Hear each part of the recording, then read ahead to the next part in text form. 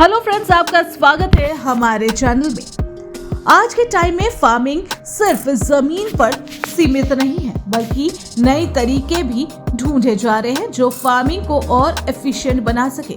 Floating hydroponic farming एक ऐसी ही technique है जो वेजिटेबल को पानी पर उगने का मौका देती है, बिना मिट्टी की जरूरत के। ये मेथड स्पेशली उन जगहों के लिए यूजफुल है जहां जमीन की कमी है या सॉइल फार्मिंग मुश्किल होती है।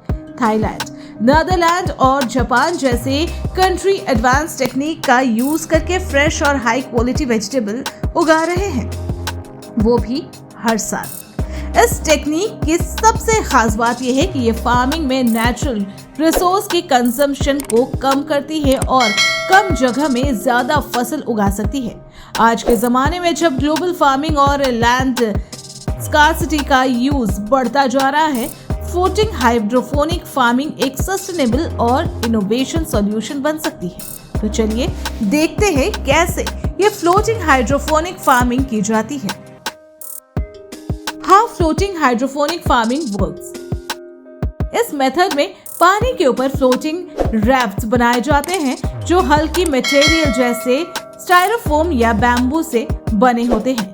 इन रैफ्ट्स में प्लांट लगाए जाते हैं और उनके रूट सीधे पानी में लटकते हैं। ये रूट्स डायरेक्टली न्यूट्रिएंट्स और ऑक्सीजन अब्सॉर्ब करते हैं, जिस वजह से प्लांट्स और तेजी से उगते हैं।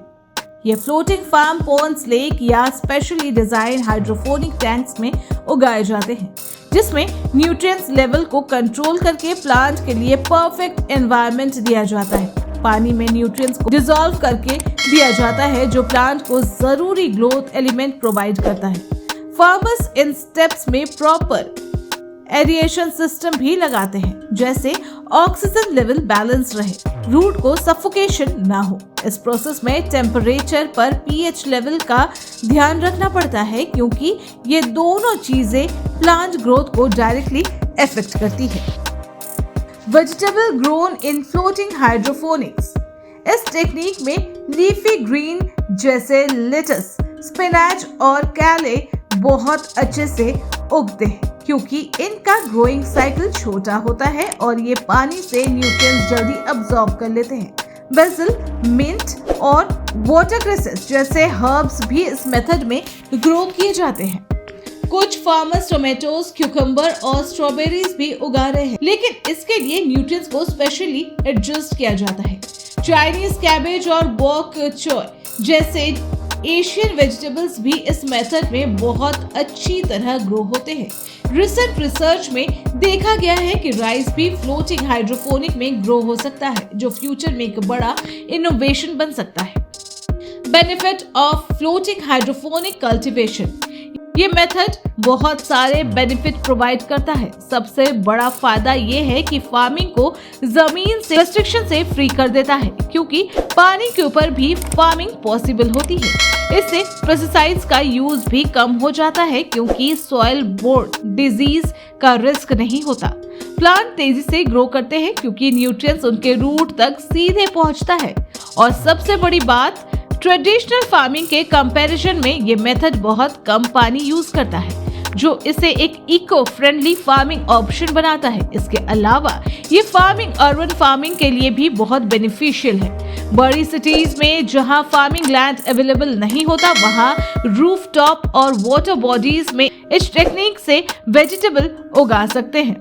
यहाँ तक कि इस मेथड से फ्यूचर में डेजर्ट्स और बैरन लैंड में भी फार्मिंग पॉसिबल हो सकती है, जिसमें पानी का कंजर्वेशन भी होगा और फूड प्रोसेस भी बढ़ेगा। आज की दुनिया में जब फूड प्रोडक्शन और सस्टेनेबिलिटी का डिमांड बढ़ रहा है, तो फ्लोटिंग हाइड्रोपोनिक फार्मिंग एक स्मार्ट और एफिशिएंट सॉल्यूशन प्रोवाइड करता है। यह टेक्निक सिर्फ एक नया इनोवेशन नहीं, बल्कि एग्रीकल्चर का फ्यूचर भी हो सकता है, जो बेहतर तरीके से फ्रेश वेजिटेबल उगा सकता है, बिना सॉइल फार्मिंग की प्रॉब्लम के। एग्रीटेक में नए एक्सपेरिमेंट्स चल रहे हैं और आने वाले टाइम में हो सकता है कि फ्लोटिंग हाइड्रोपोनिक फार्मिंग एक मेन स्ट्रीम फार्मिंग टेक्निक बन जाए। आपको क्या लगता है? हमें कमेंट में जरूर बताएं और ऐसे अमेजिंग फार्मिंग वीडियोस के लिए हमारे चैनल को सब्सक्राइब करना ना भूलें। Thanks for watching.